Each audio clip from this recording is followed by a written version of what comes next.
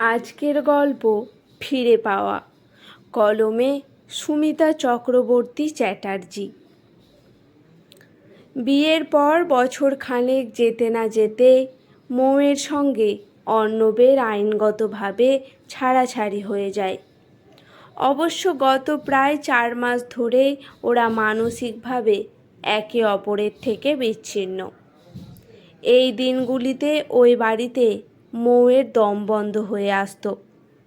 হতাশা ওকে আষ্টেপৃষ্ঠে বেঁধে ফেলেছিল। আজ ডিভোর্সের পর ও যেন নিজেকে ফিরে পায়। কোর্ট থেকে বেরিয়ে আসার সময় অর্ণবের সঙ্গে ওর আরও একবার দেখা হয়ে যায়। অর্ণব যেন ওরই জন্য অপেক্ষা করছিল। ওকে দেখেই এগিয়ে আসে, মুখটাতে কোনো রকমে হাসি ফোটানোর চেষ্টা করে। হঠাৎ দুহাত বাড়িয়ে ওর হাত দুটো ধরে বলে, ভালো থেকো। কথাটা বলতে গিয়ে গলার আওয়াজ কেঁপে যায়। মৌ কোনো কথা বলে না, হাত ছাড়িয়ে বাবা মার সঙ্গে দ্রুত চলে যায়। গাড়িতে উঠে অনিচ্ছাকৃতভাবেই একবার অর্ণবের দিকে দৃষ্টি চলে যায়। দেখে সে স্থাণুর মতো দাঁড়িয়ে ওদের দিকেই তাকিয়ে আছে। মৌ আর অর্ণবের বিয়েটা দেখে শুনেই হয়েছিল। ছেলে ইঞ্জিনিয়ার, স্মার্ট, সুদর্শন, নামী একটি কোম্পানিতে কর্মরত, বাবা মার একমাত্র সন্তান।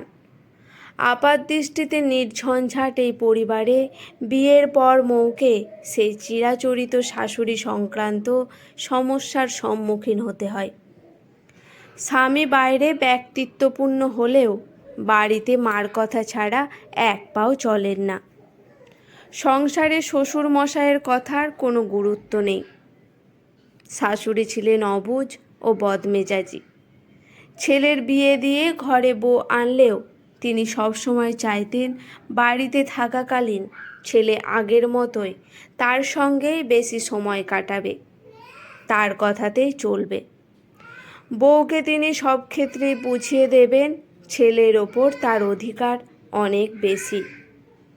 মৌয়ের পক্ষে সব ব্যাপারে এই মানসিকতাকে মেনে নেওয়া সম্ভব ছিল না।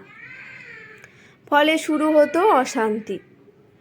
কখনো কখনো তা মনের মধ্যেই চাপা থাকতো, আবার কখনো তার বহিঃপ্রকাশ ঘটত। বেশিরভাগ ক্ষেত্রেই ওর সব রাগ ক্ষোভ গিয়ে পড়তো অর্ণবের ওপর। অর্ণব বাড়িতে যতটা সম্ভব চুপচাপই থাকতো, কিন্তু কোনো দিন যদি ওরা বাইরে কোথাও যেত তাহলে অর্ণবকে ও সম্পূর্ণ অন্যভাবে পেত। যত্নশীল, হাসি খুশি, ওর সঙ্গে সারাক্ষণ কথা বলতো। মৌয়ের তখন অর্ণবকে খুব ভালোবাসতে ইচ্ছে করত, তবে একসঙ্গে কোথাও যাওয়াটা খুব কমই হতো। তাই ভালোবাসা মনে দানা বেঁধে ওঠার সুযোগই পেত না। পরিবর্তে রাগ, ক্ষোভ, অভিমানেই মন ভরে থাকত।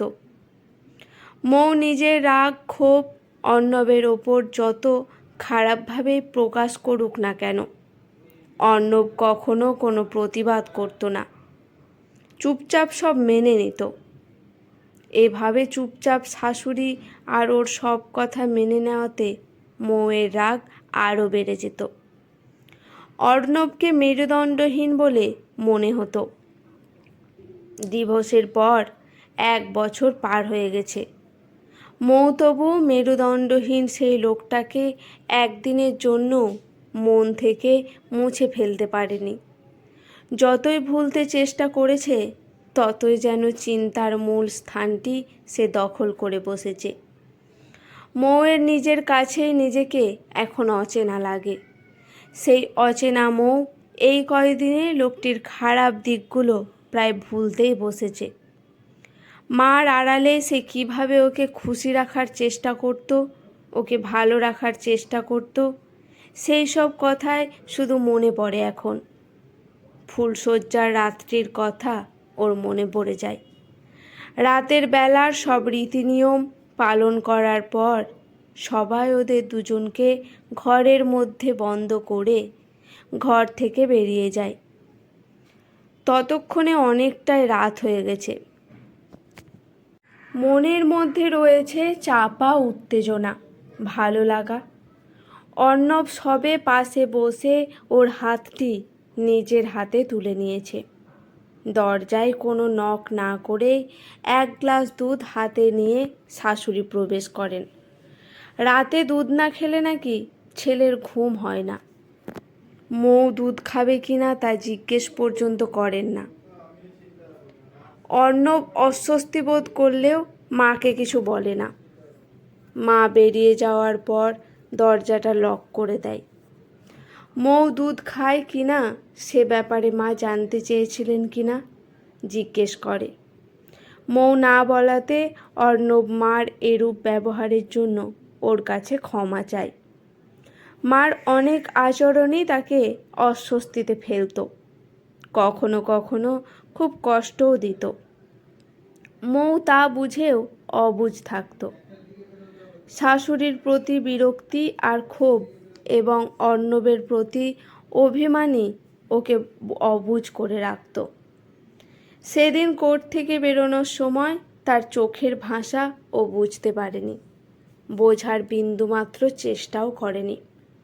কিন্তু আজ শুধুই মনে হয় সেই দিনের সেই দৃষ্টিতে ছিল নিঃস্ব হয়ে যাওয়ার কষ্ট, ব্যাকুলতা। বিয়ের পর থেকে ডিভোর্সের দিন পর্যন্ত কোনো দিনও সে ওর সাথে খারাপ ব্যবহার করেনি, বরং ওর খারাপ ব্যবহার দিনের পর দিন সহ্য করে গেছে। এখন মৌয়ের মনে হয় অর্ণবের মা অবুঝ ছিলেন, ছেলের ইচ্ছে আনন্দ ভালো লাগা বুঝতে চাইতেন না। কিন্তু ও নিজেও কি কম অবুঝ ছিল? শাশুড়ি ও তাকে নিয়ে কেবলই অধিকারের লড়াই করে গেছে, নিজেদের চাওয়া পাওয়ার হিসেব কষে গেছে। আর সে দুজনের প্রতি তার অপরিসীম ভালোবাসা দিয়ে দিনের পর দিন তাকে আরও একা করে দিয়েছে। আজকাল তার কথা মনে এলে মৌয়ের আর রাগ বা অভিমান হয় না, মমতায় মনটা ভরে ওঠে। নিজেকে অন্য এক মানুষ বলে মনে হয়। নিজেকে নতুন করে চেনার সাথে সাথে তাকেও নতুন করে বুঝতে ইচ্ছে করে। তার কাছ থেকে যা পায়নি তা ভুলে গিয়ে যা পেয়েছে তাই নিয়ে ভাবতে ওর খুব ভালো লাগে। কয়দিন হলো রেজিস্ট্রি করে মৌ আর অর্ণব আবার বিয়ে করেছে। অর্ণবের মা এই বিয়েতে আপত্তি করলেও এই প্রথম অর্ণব জোর করেই মাকে এই বিয়েতে মেনে নিতে রাজি করিয়েছে। দুই পক্ষেরই আত্মীয় স্বজন, বন্ধুবান্ধব এবং পরিচিত সকলের দ্বিতীয়বারের বিয়েটা নিয়ে নানা রূপ মতামত থাকলেও অর্ণব এবং মৌয়ের কাছে এবারের বিয়েটা সার্থক বলে মনে হয়েছে। অর্ণবের ভালোবাসার কাছে সকল কিছু হার মানতে বাধ্য হয়েছে।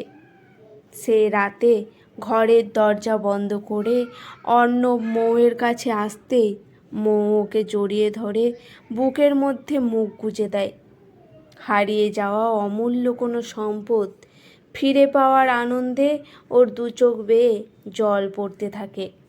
ও ভেবে পায় না কবে থেকে ও অর্ণবকে এতটা ভালোবেসে ফেলল। আজকের গল্পটি এখানেই সমাপ্ত। গল্পটি কেমন লাগলো অবশ্যই কমেন্ট করে জানাবেন। গল্পটি শুনে যদি আপনাদের ভালো লেগে থাকে চ্যানেলটি সাবস্ক্রাইব করে লাইক করে আমার পাশে থাকবেন।